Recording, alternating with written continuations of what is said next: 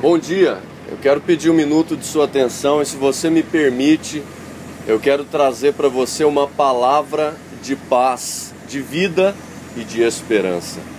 Essa palavra, ela vem de Deus para você nessa manhã. Talvez você pergunte assim, mas o que tem a ver alguém trazer uma palavra de Deus dentro de um ônibus? Isso representa e sinaliza a graça de Deus pela tua vida. Jesus te ama de tal maneira que Ele entra dentro de um ônibus para trazer para você uma palavra de paz, de vida, de esperança e de salvação. E essa palavra, ela está lá em Lucas, no Evangelho de Lucas, capítulo 15, verso 8. Grave bem essa palavra, grave bem o endereço desse texto, e se você puder, ao chegar em casa, medite sobre ele. Lucas, Evangelho de Lucas, capítulo de número 15, versículo de número 8. Do verso 8 ao verso 10. Essa palavra de Jesus é uma parábola da dracma perdida. Então ouça essa palavra que eu vou ler agora. Diz assim: e qual é a mulher que tendo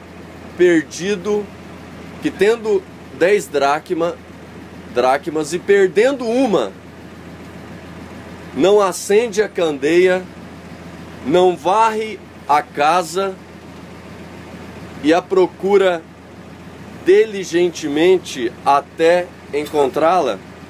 E tendo achado, não reúne as vizinhas, dizendo: alegrai-vos comigo, porque achei o que havia perdido.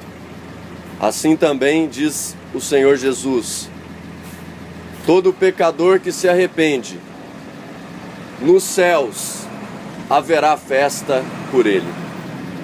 Essa é a palavra de Jesus para mim e para você. Quando um pecador se arrepende, há festa no céu, diante dos anjos de Deus. Eu nunca vi falar que há festa no céu quando alguém é curado. Eu nunca ouvi falar que há festa no céu quando alguém recebe uma bênção ou uma vitória aqui na terra. Mas há festa no céu quando um pecador se arrepende.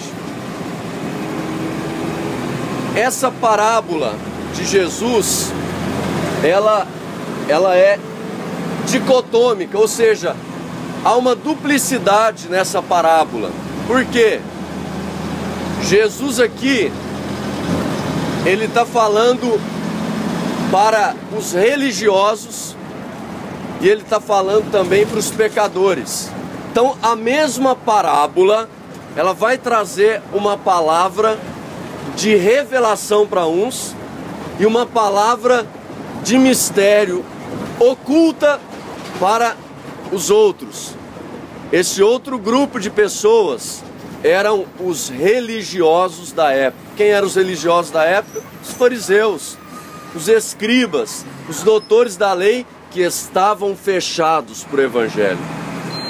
E quem está fechado para o Evangelho não consegue ter revelação da palavra de Deus. É isso que essa parábola vem dizer. É isso que essa parábola representa. Lá em 2 Coríntios capítulo 4, versículo 3 diz assim: se o nosso Evangelho ainda está encoberto, é para os que se perdem que está encoberto. Ou seja, na parábola de Jesus há uma dicotomia, há uma dialética. Por quê? Ele fala uma palavra, ele libera uma palavra que é mistério para uns e é revelação para outros. O apóstolo Paulo, ele diz assim: o perfume de Cristo, a fragrância de Cristo, do conhecimento de Deus, é cheiro de morte para alguns e cheiro de vida para outros. O que a Bíblia está querendo dizer? Está querendo dizer que para quem está perdido, para quem está afastado e distante dos caminhos do Senhor, vai ser cheiro de morte o anúncio da palavra. Em alguma ocasião vai ser cheiro de morte. Muitas pessoas vão jogar pedra em quem anuncia a palavra de Deus. Ainda mais se você falar de pecado.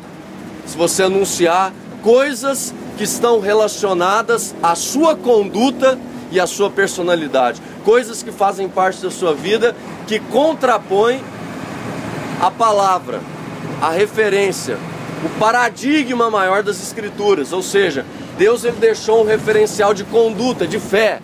E quando isso é pregado, pode te incomodar. Agora, você tem duas reações. Você pode jogar pedra, você pode criticar o anúncio da salvação ou do juízo de Deus por parte de quem está pregando, e nesse caso é Jesus Cristo, ou como também você pode aceitar. Aí vai ter cheiro de vida. Porque a Bíblia diz assim que Jesus disse: eu vim para os doentes. Os sãos não precisam de médico. Agora os doentes precisam. E aí nesse contexto eu acho linda essa parábola. Sabe por quê? Quem é a mulher? O Evangelho de Lucas, ele é dicotômico, ou seja, Isabel e Zacarias, José e Maria, são histórias diferentes, mas que expressam o mesmo sentido. Essa parábola que eu li está associada à parábola do pastor que deixa as 99 ovelhas e vai atrás da perdida. Uma ovelha que se perdeu, o pastor vai atrás. Peraí, pastor é Jesus Cristo, a mulher é quem então? Você consegue deduzir que a mulher é a igreja? Eu sou parte dessa igreja. Agora, a igreja, ela não é... Eu não estou falando aqui de uma igreja por parte institucional, não. Eu estou falando da igreja enquanto papel profético. A igreja tem autoridade para varrer, para iluminar o caminho das pessoas que estão perdidas ou que estão longe de Deus.